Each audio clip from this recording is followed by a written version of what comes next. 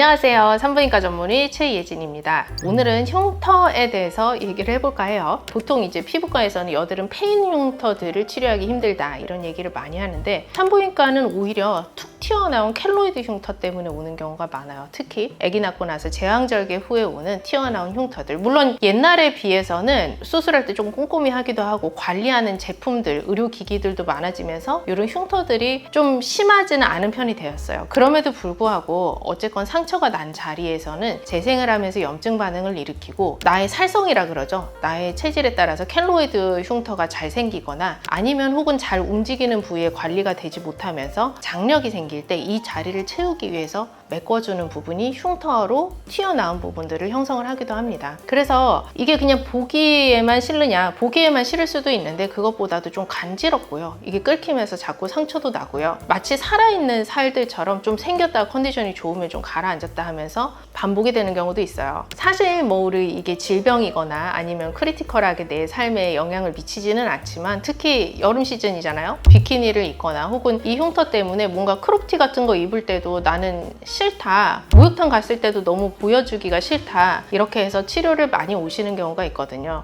혹은 소음순 수술하고 나서는 음액 상방 쪽에 겹주름이 심하게 있었던 분들은 얘네들이 걸어 다니다가 당겨지면서 흉터가 생기는 경우도 많은데, 그럴 때는 은근히 신경 쓰이는 좀 불편감을 지속적으로 호소를 하기 때문에 간단하게 좀 치료를 해주면 굉장히 도움이 많이 됩니다. 그리고 모낭염이 생기면서 생겼던 뭐 켈로이드 흉터 같은 것들을 치료를 하러도 오지만, 또 하나는 우리 튼살 있죠. 갑자기 살이 찌거나 아니면 임신을 했을 때 피부들이 쭉 늘어나면서 생기는 하얀색 살들도 사실은 이 켈로이드 흉터와는 다른 흉터에 속할 수가 있어요. 그래서 비슷한 방법으로 치료를 하기는 하는데, 얘들은 오히려 꺼진 흉터고 굉장히 잘 자란 흉터이기 때문에 미세하게 레이저 터치를 통해서 좀 개선을 시켜주기는 합니다. 이런 것들이 생기는 기전 중에서 내가 가장 할 수 있는 거는 보습을 잘 해주는 거예요. 보습 제제나 아니면 의료기기로 나오는 겔 같은 것들이 있거든요. 그런 것들이 미리 생기기 전에 잘 도포를 해주고, 그래도 생겼다, 나는 이게 보기 싫다 라고 하면 도와줄 수 있는 여러 가지 방법들이 있기 때문에, 외과적인 치료 방법으로는 두꺼운 흉터 부분을 절개를 한 후에 다시 세밀하게 봉합을 해주고 관리를 잘 해줘서 그 부분이 없어진 후에 흉터가 안 생기게 해주는 방법이 가장 적극적인 방법이기는 해요. 그렇지만 어쨌건 수술을 했던 부위를 다시 한다는 거는 무섭죠. 그리고 100% 또 안 생긴다는 보장이 없기 때문에 이거를 대체를 할 수 있는 방법으로 레이저를 사용을 합니다. 레이저를 사용을 해서 이렇게 단단하게 굳어진 살들에다가 상처를 내는 방법을 선택을 하는 거예요. 그래서 얘들이 다시 자라 올라오면서 재생이 될 때 원래 정상적인 피부처럼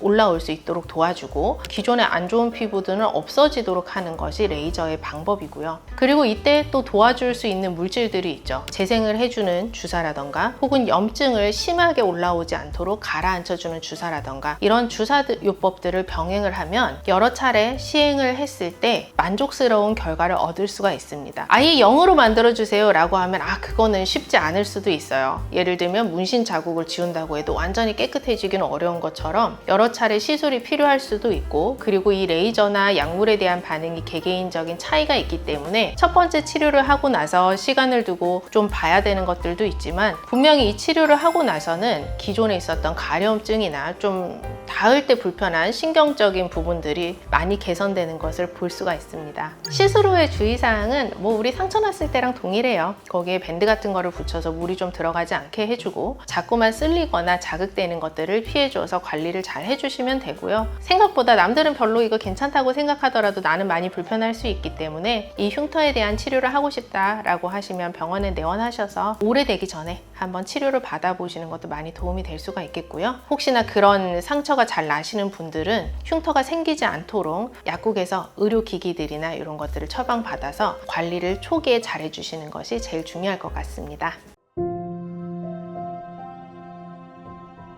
상처가 오래될수록 고착화가 돼요. 그리고 단단해지고, 물론 조금 심해지시는 분들도 있고, 시간이 지나면서 좀 가려움증이나 불편한 것들이 좀 익숙해지면서 괜찮아질 수는 있기는 한데, 그래도 이걸 치료를 하고 싶으신 분들은 좀 빠른 시일 내에 오셔서 하는 것이 더 효과적일 수 있겠습니다. 단단하게 만져지는 부분이 실제로 만지면 말랑말랑하고 내 살처럼 돌아와요. 그러니까 켈로이드가 생기면 만지면 이게 내 살 같지 않다던가 가렵다던가 좀 저릿저릿한 느낌이 나요. 이런 불편감들을 많이 호소를 하시거든요. 그래서 시술을 하고 나서 얘네들이 정상적인 피부로 돌아오면 그냥 내 살처럼 보들보들하죠. 그런 느낌을 가져오기 때문에 생각보다 편해질 수도 있어요. 최근에는 그런 제왕절개 흉터뿐만 아니라 유방에 대한 수술하고 그것도 마찬가지로 가슴 사이즈는 커졌는데 절개를 넣었던 부분, 유방 아래쪽이나 아니면 유두 아래쪽이나 겨드랑이 부분이 당겨지는 장력으로 인해서 흉터가 생기는 경우가 많거든요. 그리고 이것 때문에 좀 속상해 하시는 분들도 많아서 어느 정도 수술이 좀 안정이 되고 나서 이 피부에 대해서 신경을 쓸 수 있다면 흉터 치료를 받으시러 오는 것도 좋을 것 같습니다. 그래서 산부인과에서 단순히 그런 부인과적인 질환만 보는 게 아니라 어쨌건 켈로이드 흉터도 내가 가질 수 있는 불편감이고 내가 심적으로 뭔가 문제가 있다면 해결할 수 있는 부분이기 때문에 이런 부분들도 산부인과에 오셔서 도움을 받으실 수 있으면 좋을 것 같습니다. 모든 여성들이 산부인과에 편안하게 내원할 수 있는 그날까지 랑뚜 산부인과 원장 최예진이었습니다. 감사합니다.